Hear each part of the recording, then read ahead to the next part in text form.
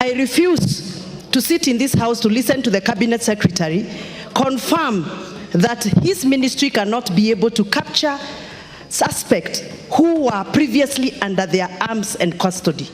I refuse to sit in this house, Mr. Speaker, to listen to that kind of an explanation. You are already sitting in this house. Yes, I'm refusing to listen to the answer. One question, where is the murder suspect? And one answer, so unsatisfactory that it sparked a political storm. Go back and take your seat. In less than a minute, Gathoni Wamuchomba went from questioning the Interior CS to storming out of Parliament and walking straight into a 20-day suspension. This honorable member, as we all agree, must face the consequences of denying as Speaker. Honorable Wamuchomba. The pain that we're having as women when we see the number... Hold on, Basaris. But this wasn't just a protest. It was a direct shot at Speaker Moses Wetangula, a man some Kenyans now call the worst speaker since independence, and today we unpack why.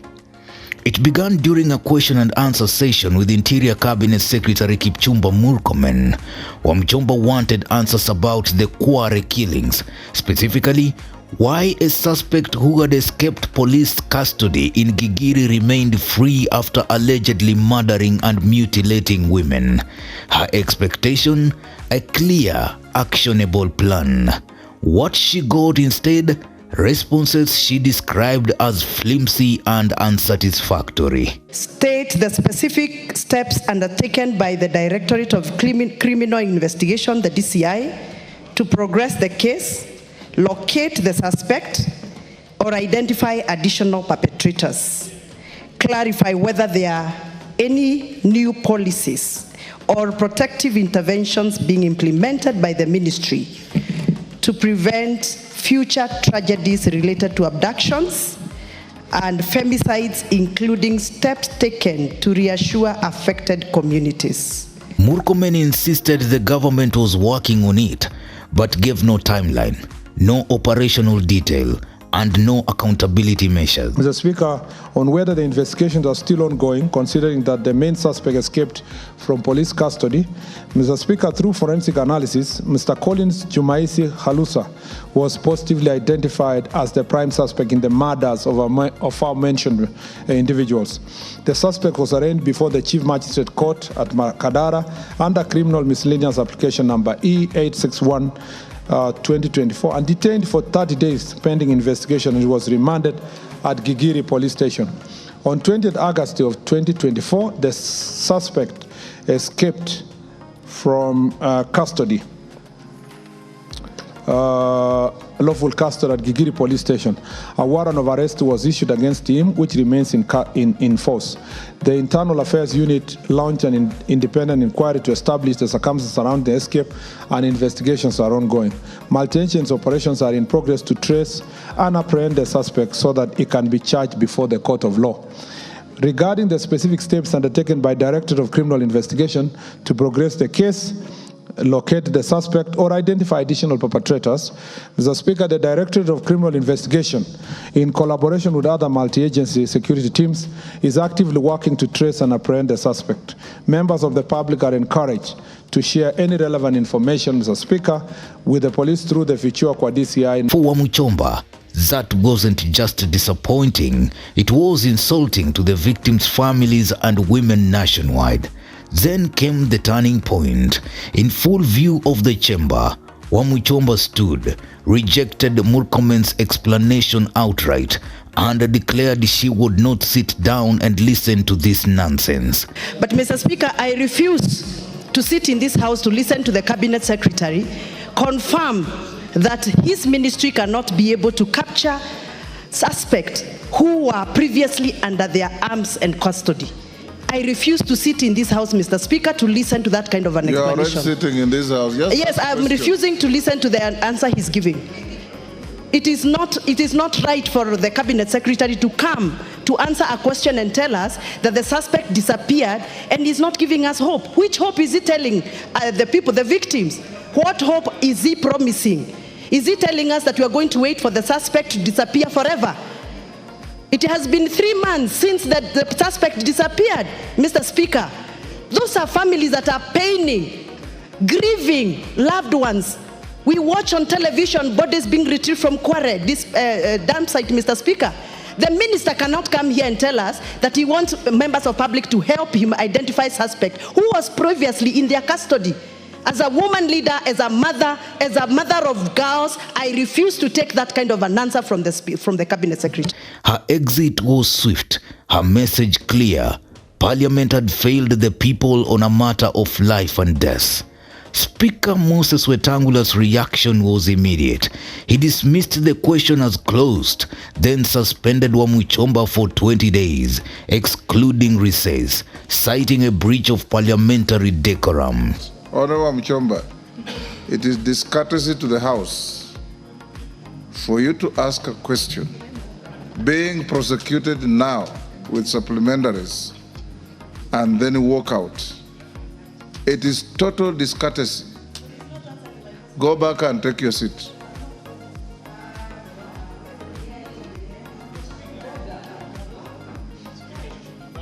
Order, Wamuchomba.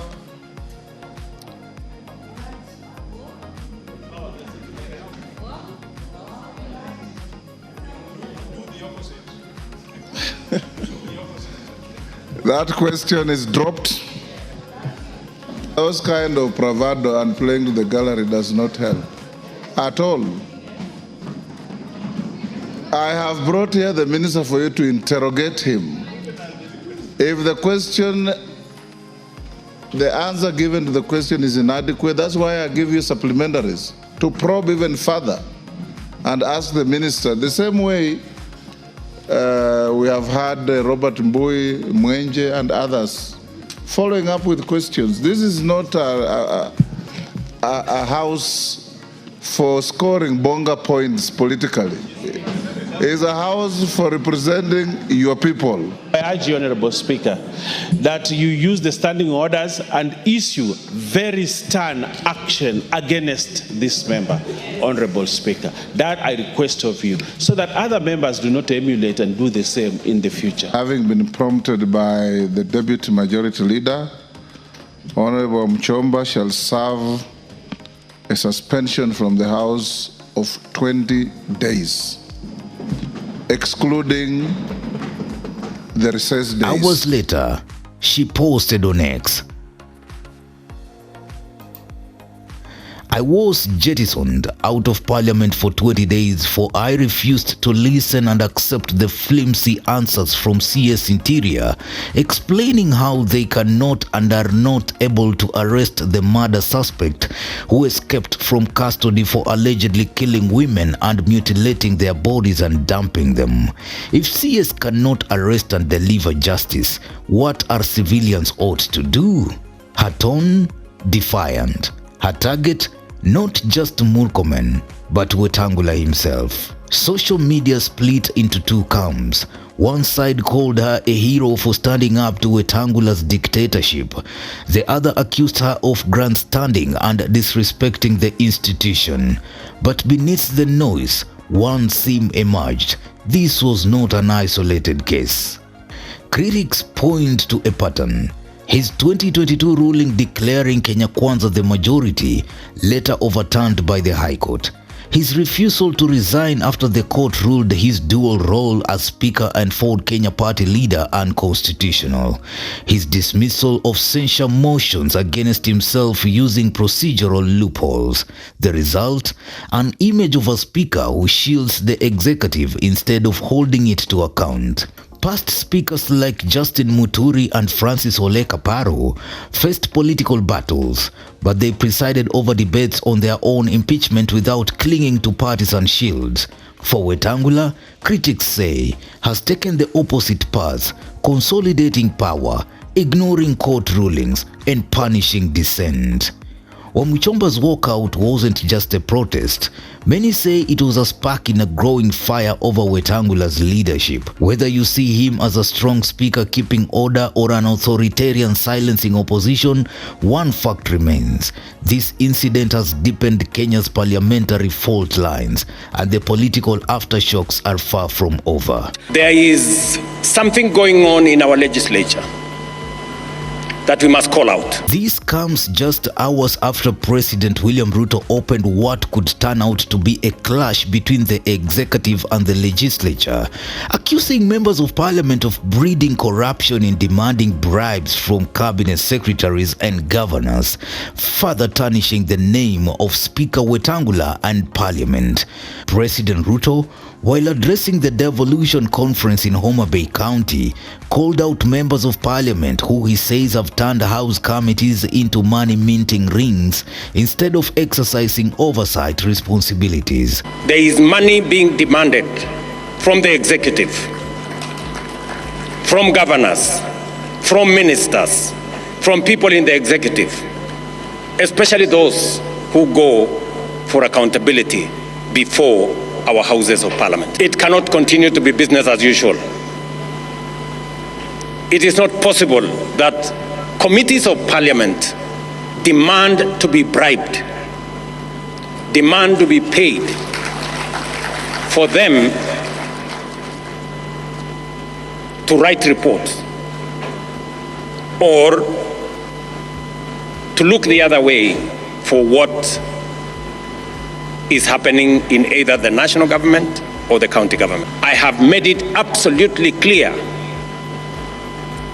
to the chair of the Anti-Corruption Commission, to the CEO of the Anti-Corruption Commission, that there will be no sacred cows and there will be no telephone call from anywhere below or above to stop anybody from being prosecuted for matters corruption. These words coming from the president speak louder about the governance system in the Republic of Kenya. What do you think? Newsroom, Maisha TV, Bushabi Jr.